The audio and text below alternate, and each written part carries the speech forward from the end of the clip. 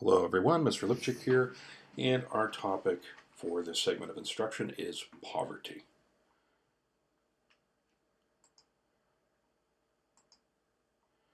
The poverty threshold is defined as the income level below which income is insufficient to support a family or household.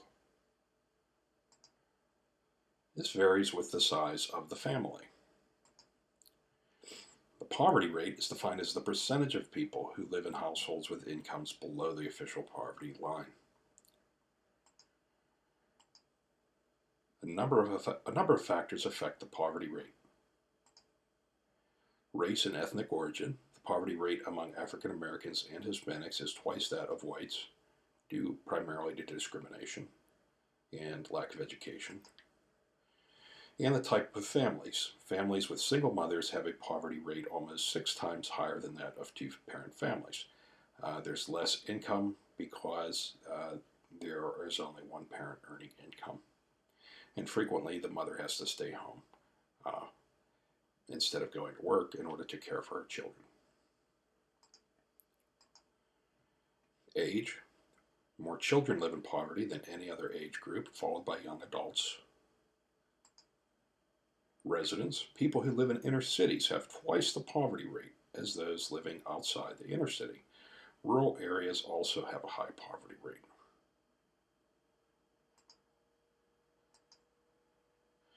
There are a number of theories as to why people are poor.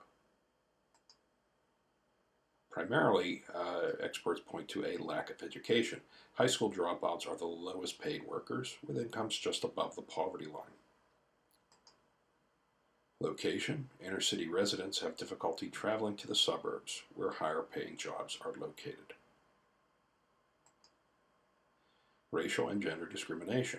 While this trend is diminishing, white workers are often paid more than African Americans, and men are often paid more than women.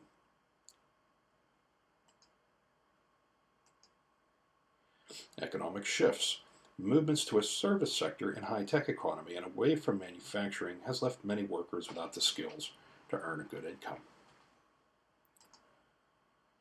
Family structure. Since the 1960s, more children have been born to unmarried parents, resulting in more single-parent homes and more children living in poverty.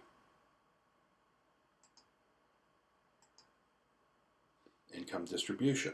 And this is how the nation's total income is distributed among its population. The richest fifth of the U.S. population receives 13 times more in income than the poorest fifth. So if you look at the Lorenz curve there on the right, look at how it would be distributed if there was equality among the quintiles. And the 2003, the red curve is the actual distribution of income. And inequality in the distribution of the nation's income has been growing in recent years, and it is a hot political topic. There is an income gap. The richest 2.7 million Americans receive as much income as the poorest 100 million Americans. Economists cite differences in skills and education, inherited wealth, chosen fields of work,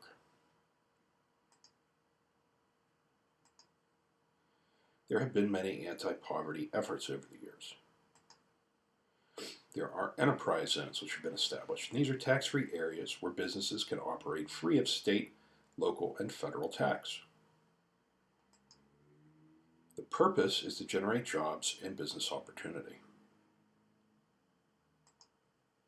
Frequently, however, poor residents have been pushed out of their neighborhoods to make way for these zones.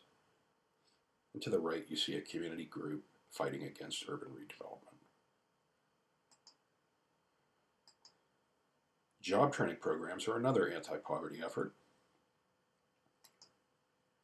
Free training in a variety of occupations is available to many chronically unemployed individuals. Block grants are sometimes given, and these are federal funds given to states in lump sums to fund anti-poverty efforts.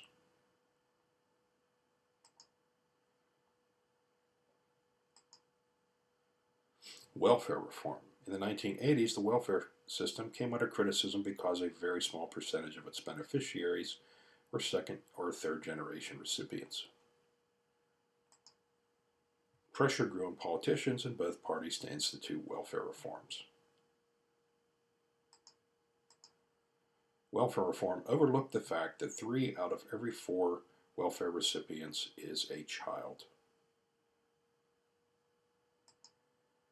Less than 1% of our population is on welfare. And 75% of welfare recipients are on it for 1 year or less and never use it again.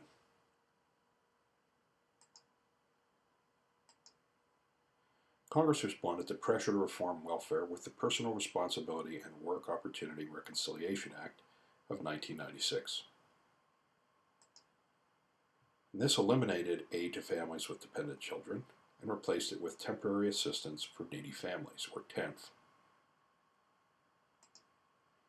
States were put in charge of their own welfare programs. Workfare requiring recipients to work was then permitted. Millions of Americans continue to live in poverty. That concludes our discussion on poverty. Thank you for viewing, and I look forward to seeing you in the live lesson. Have a great day.